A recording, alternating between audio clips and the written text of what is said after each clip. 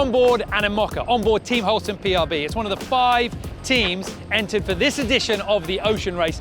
And this technology, fast hydrofoils, it's new to the Ocean Race. So we're incredibly lucky. We're going to step on board for the practice race and get an idea as to what it's like to be on board on these flying boats.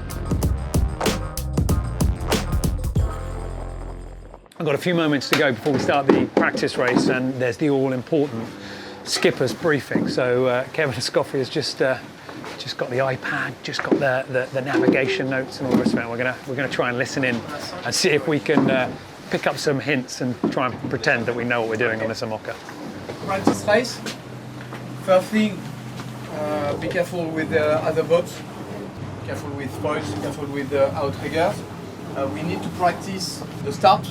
So one of the goals of this one is to double check our start procedure.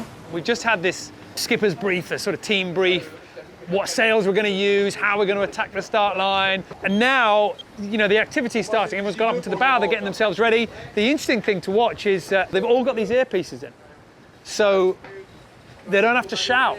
They don't have to worry that their critical instruction, oh, ease this, oh, quick, pull that. It's not going to get lost in the breeze. It's quite amazing that the sort of, when we talk about these boats being space age and high tech, it sort of extends to just about everything.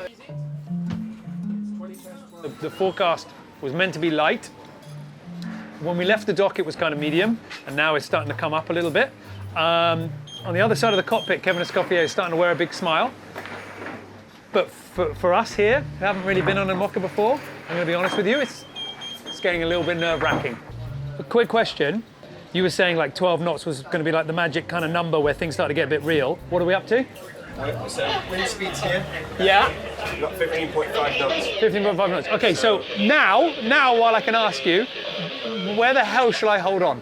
It's flat water. Yeah. So it should be, at the back of the boat, be fairly under control. Okay. And the front of the boat only gets out of control if we Yeah, start I'm not going up getting there. too much I'm not going up there. That's fine. Yeah. So... Sorry, Abby. So, yeah, probably the safest place is actually on the side deck.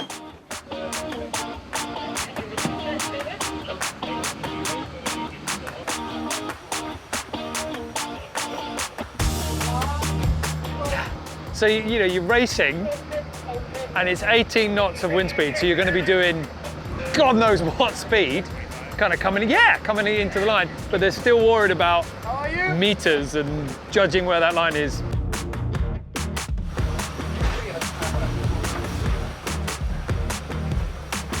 So we just sailed up with our GPS system. Abby's on the bow, and when she can tell when that bow just goes over the line, she puts her hand down, and then they press the button, and then the GPS can draw an accurate picture of the line. Very light spot, much power again. More main. Everybody else down below, I've got no idea where they are because you can't see anything unless you're in the perfect spot on the boat. But we've just been sailing off the line in a little bit of a lighter spot. Looking up to windward, there's a bit more breeze coming down. In the background here, Kevin and everybody working really hard because every single time the wind goes up, goes down, big adjustments need to be made. More wind in 3 lengths. More wind in 3 lengths is the call from the back. So yeah, I'm just trying to figure out what I can hold on to. Okay, main on.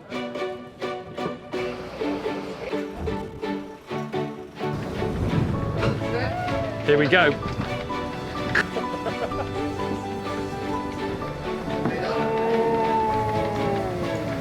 Wee-hee! That is an odd feeling.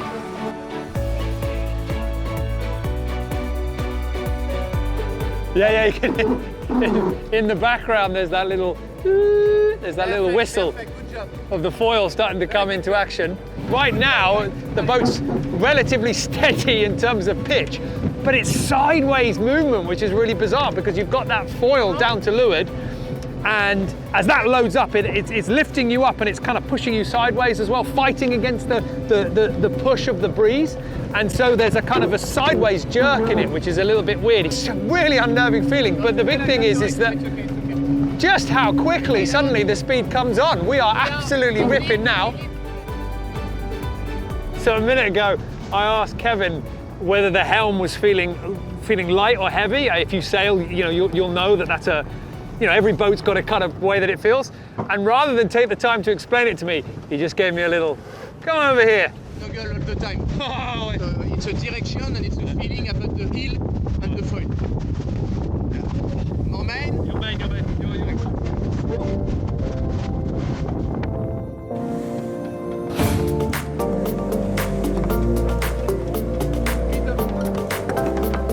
We're about to jibe this IMOCA at the moment. So we've had sails coming in, coming out, because after the jibe, we're going to use slightly different sails. And in the cockpit at the moment, it's all kind of busy activity. The noise you can hear are the pumps. So we've got the swinging keel, and the ram is actually in here. In fact, I can see it. And it can pivot the keel, this massive sort of 4-ton keel, swinging it for either side. And then in here are the foils that get retracted, and depending on which side you want to use, get deployed.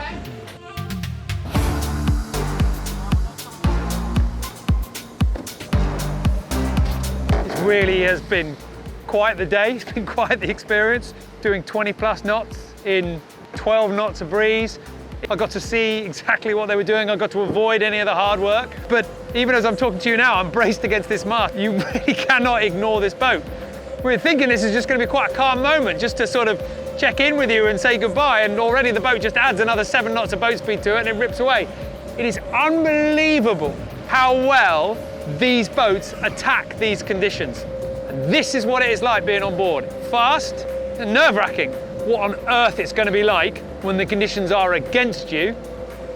I'm going to leave that for the sailors. I am nowhere near brave enough to take that on. Hi honey, I'm on another boat. It's a little bit bigger than our boat. It's a little bit bigger. Look, the mast